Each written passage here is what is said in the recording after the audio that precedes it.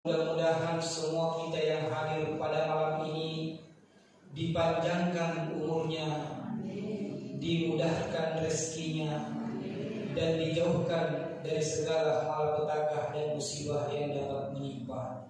Amin, amin ya rabbal alamin.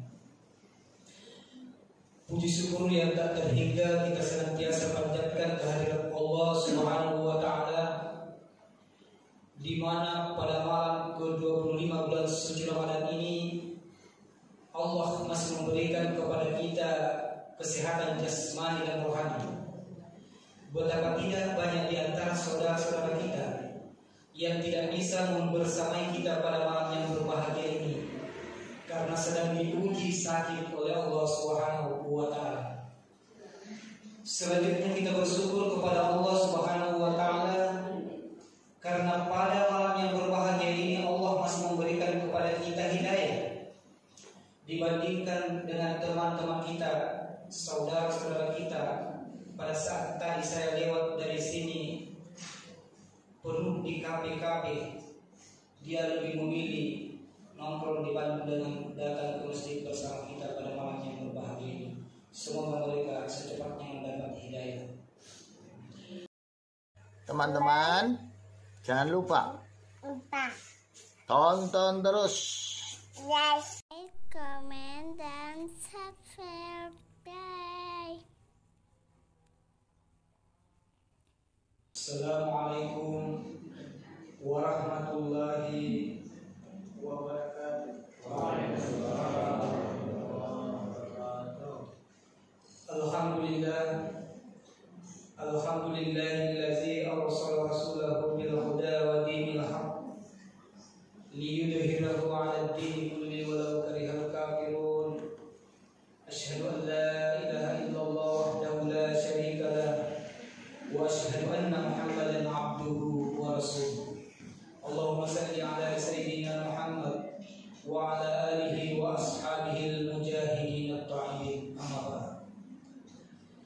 Hadirin wal hadirat sidang jamaah tarawih yang mudah-mudahan semua kita yang hadir pada malam ini dipanjangkan umurnya, dimudahkan rezekinya, dan dijauhkan dari segala malapetaka dan musibah yang dapat menimpa. Amin, amin ya rabbal alamin. Puji syukur yang tak terhingga kita senantiasa panjatkan kehadirat Allah Subhanahu wa Ta'ala, di mana pada malam ke-25 bulan suci Ramadan ini Allah masih memberikan kepada kita kesehatan jasmani dan rohani. Betapa tidak banyak di antara saudara-saudara kita yang tidak bisa membersamai kita pada malam yang berbahagia ini karena sedang diuji sakit oleh Allah Subhanahu wa Ta'ala. Selanjutnya kita bersyukur kepada Allah Subhanahu wa Ta'ala karena pada malam yang berbahagia ini Allah masih memberikan kepada kita hidayah dibandingkan dengan teman-teman kita, saudara-saudara kita. Pada saat tadi saya lewat dari sini penuh di kafe-kafe, dia lebih memilih nongkrong di Bandung dengan datang ke masjid bersama kita pada malam yang berbahagia ini. Semoga mereka secepatnya mendapat hidayah. Puncak kesyukuran kita pada malam yang berbahagia ini Bapak Ibu sekalian, karena sampai detik ini Allah masih memberikan kepada kita kesempatan hidup.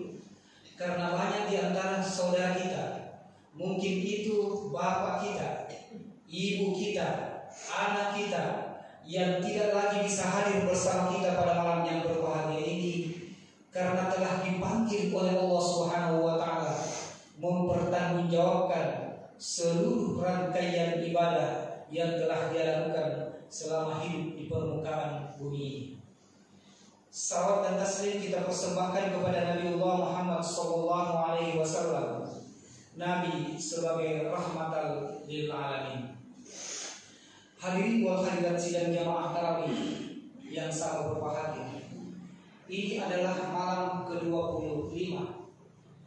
Jadi materi yang saya berikan tidak terlalu berat. Tinggal sekarang bagaimana caranya kita mengevaluasi apakah sholat yang kita lakukan, apakah puasa yang kita lakukan selama bulan suci Ramadan mampu memiliki pengaruh baik terhadap diri kita maupun lingkungan di mana kita tinggal. Untuk memulai hal ini, maka saya memulai dari salah satu firman Allah dalam surah Al-Imran. A'udzubillahi minasyaitonirrajim. Bismillahirrahmanirrahim. Duribat alaihim zillatu aynama thaqifu ila bihablin minallah wa hablin minan nas. Akan ditimpa kehinaan kata Allah dimanapun manusia berada, apapun pangkat dan jabatannya, berapapun banyak hartanya, dipastikan oleh Allah Subhanahu wa taala, termasuk dalam hal ini orang kafir, akan ditimpakan kehinaan kecuali manusia mampu memperbaiki dua hal, yaitu hubungannya dengan Allah, hablum minallah, dan hubungannya kepada sesama manusia. Yang pertama, hablum minallah. Salah satu cara memperbaiki hubungan kita kepada Allah Subhanahu wa taala adalah sholat. Sholat ini adalah merupakan sesuatu yang sangat penting dalam hidup dan kehidupan kita. Karena kalau kita yang ada dalam masjid ini meninggalkan dunia ini, maka yang paling pertama diperhitungkan, yang paling pertama diperiksa adalah sholat. Kalau sholat kita baik Bapak Ibu sekalian, maka dilanjutkan dengan perhitungan amalan-amalan yang lainnya. Tapi alangkah celakanya jika seandainya sholat kita ditolak oleh Allah Subhanahu wa taala, sebagaimana yang disinggung dalam surah Al-Ma'un, fawailul musallin, kecelakaanlah orang-orang yang sholat, allazina hum an sholatihim sahun, yaitu orang yang lalai dari sholatnya, termasuk dalam hal ini orang yang selalu menunda-nunda waktu sholat karena rapat dan lain sebagainya. Inna sholata kitabun mawquta, sesungguhnya sholat itu adalah sesuatu yang sudah ditentukan waktunya, jadi jangan ditunda-tunda. Allazina hum yura'un, dan orang yang ria, wa yamna'unal ma'un, dan orang yang enggan berbagi, tidak mau membagi-bagikan apa yang dia miliki. Itulah orang yang disinggung dalam surah Al-Ma'un, orang yang celaka dalam sholatnya. Hadirin wal hadirat sidang jamaah tarawih yang mudah-mudahan kita semua dirahmati oleh Allah Subhanahu wa taala. Jadi sholat ini adalah merupakan media bertemu dengan Allah. Kemudian tujuan akhir daripada setiap sholat itu adalah bermuara pada inna sholata tanha 'anil fahsya'i wal munkar.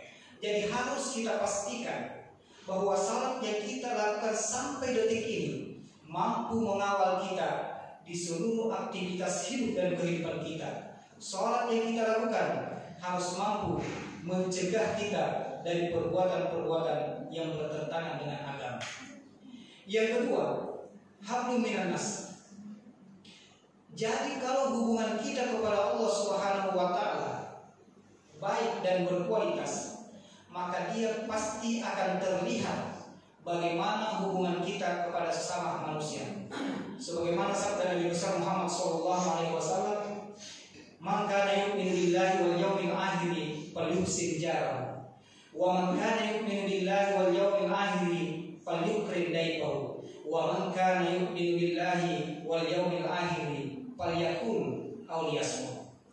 Kata Nabi, barang siapa yang beriman kepada Allah dan hari akhir, maka hendaklah ia berbuat baik sama tetangga. Iya. Jadi kalau kita punya sholat baik, kita punya puasa baik, maka tentu dia harus berpengaruh bagaimana hubungan kita kepada tetangga. Karena saya amati Bapak Ibu sekalian, kebetulan saya ketua RT juga. Saya amati banyak sekali hal-hal yang terjadi di masyarakat, konflik-konflik yang terjadi di masyarakat yang sebenarnya tidak terlalu beralasan.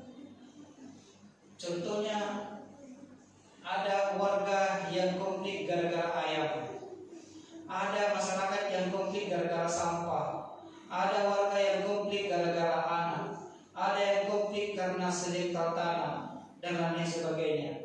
Dan banyak lagi hal-hal yang muncul di masyarakat Bahkan yang paling memprihatinkan Bapak Ibu sekalian, ada di antara mereka itu yang konflik berdiam dengan tetangganya sampai meninggal. Jadi tanya sewa tetangganya sampai meninggal. Ini memprihatinkan sekali Bapak Ibu sekalian. Kalau ini yang terjadi, maka perlu rasanya kita kembali mengevaluasi kualitas dan puasa dan sholat kita. Karena tujuan puasa itu adalah pengendalian diri. Jadi kita harus mampu mengendalikan diri, dan kita harus mampu meningkatkan berbagi di bulan suci Ramadan. Imam Abu Hanifah dalam satu riwayat Bapak Ibu sekalian, dia bertetangga dengan salah satu tetangga yang kurang bagus adatnya. Setiap hari dia mengganggu Imam Abu Hanifah. Dia berteriak-teriak, bahkan dia sampai memukul-mukul pintu Imam Abu Hanifah setiap hari. Bahkan menyampaikan syair-syair yang berupaya menyinggung perasaannya Imam Abu Hanifah. Ini terus-menerus dia lakukan sampai suatu saat sang pengganggu ini, tetangga yang pengganggu ini tidak datang lagi. Maka bertanyalah Imam Abu Hanifah kepada muridnya, kemana sang pengganggu itu? Muridnya mengatakan bahwa dia masuk penjara, ada masalahnya. Maka pada saat itu Imam Abu Hanifah mengatakan, saya wajib. Bertanya muridnya, wajib bagaimana ya guru? Bila saya wajib membebaskannya. Maka pada malam itu berangkatlah Imam Abu Hanifah ke rumah Khalifah, kemudian menyampaikan bahwa, wahai Khalifah, saya punya tetangga yang walaupun adabnya kurang bagus, tapi saya berkewajiban untuk membebaskannya. Kemudian Khalifah mengatakan, kembalilah dulu wahai Imam Abu Hanifah, karena ini sudah malam, besok pagi kita kembali. Dia bilang, tidak, malam ini saya harus membebaskannya. Maka Khalifah memerintahkan kepada sang penjaga penjara untuk membebaskan. Alangkah terkejutnya sang pengganggu ini, karena yang berdiri di depan pintu penjara itu adalah orang yang selama ini dia ganggu. Dan selama itu sang pengganggu ini menjadi murid fanatik dari Imam Abu Hanifah. Jadi Bapak Ibu sekalian, ini adalah merupakan suatu pelajaran bagi kita.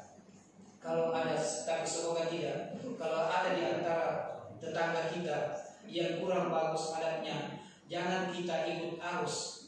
Jadi kita harus tampil sebagai orang yang berpikir positif untuk memberikan pengaruh terhadap dia, karena insya Allah suatu saat dia akan kembali ke jalan yang benar. Yang kedua, wa man kana yu'minu billahi wal yawmil akhir falyukrim dayfahu. Barang siapa, kata Nabi, yang beriman kepada Allah dan hari akhir, maka hendaklah ia memuliakan tamu. Dari redaksi bahasanya saja Bapak Ibu sekalian, memuliakan.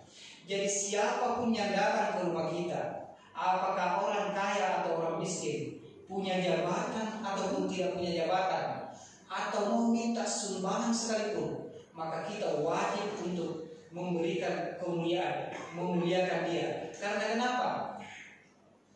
Kalau kita tidak memuliakan atau tidak memuliakan, itu sangat berpengaruh kualitas sholat dan puasa yang telah kita lakukan. Hadirin Tuhan, hadirin sidang jamaah tarawih yang mudah-mudahan kita dirahmati oleh Allah Subhanahu wa taala. Yang ketiga, wa man kana yu'minu billahi wal yawmil akhir falyakul aw liyasmut. Kata Nabi, barang siapa yang beriman kepada Allah dan hari akhir, maka hendaklah ia berkata-kata baik. Kalau tidak bisa berkata-kata baik, lebih baik diam. Ada sebahagian kita saksikan dalam realitas sosial, ada orang yang rajin sholat, bahkan juga rajin puasa, tapi senang dan selalu menyakiti sesamanya. Kalau itu ada yang terjadi, maka dia harus betul-betul kembali mengevaluasi sholatnya. Karena ini perkataan Nabi, bukan kata saya. Termasuk dalam hal ini Bapak Ibu sekalian, bagaimana kita merespon status orang yang ada di dunia maya. Karena berita hari ini itu gampang sekali diedit. Bisa saja berita yang datang kepada kita itu adalah hasil editan. Tiba-tiba kita memberikan komentar mencaci maki, mengkafirkan, bahkan memberikan kata-kata yang tidak pantas untuk kita berikan. Kita harus berhati-hati karena firman Allah, A'udzubillahi minasyaitonirrajim, Bismillahirrahmanirrahim, ya ayyuhalladzina amanu in ja'akum fasiqun binaba'in fatabayyanu an tusibu qauman bijahalatin fatusbihu ala ma fa'altum nadimin. Kalau ada berita datang kepadamu, maka periksalah kebenaran berita tersebut, karena bisa jadi berita tersebut datang dari orang-orang fasik yang memang sengaja untuk memecah belah kita. Bapak, Ibu sekalian yang saya hormati, sebagai kesimpulan pada malam yang berbahagia ini, marilah kita menjaga sholat kita, menjaga kualitas puasa kita dengan berupaya sekuat tenaga untuk senantiasa memperbaiki hubungan kita kepada sesama manusia, termasuk dalam hal ini hubungan kita kepada keluarga kita, hubungan kepada tetangga, dan senantiasa memuliakan siapapun yang datang ke rumah kita. Dan selanjutnya berusaha untuk senantiasa menjaga lisan kita. Itulah yang mungkin sempat saya bawakan pada malam yang berbahagia ini. Lebih dari kurangnya mohon dimaafkan. Wabillahi taufiq wal hidayah. Wassalamualaikum warahmatullahi wabarakatuh. Waalaikumsalam.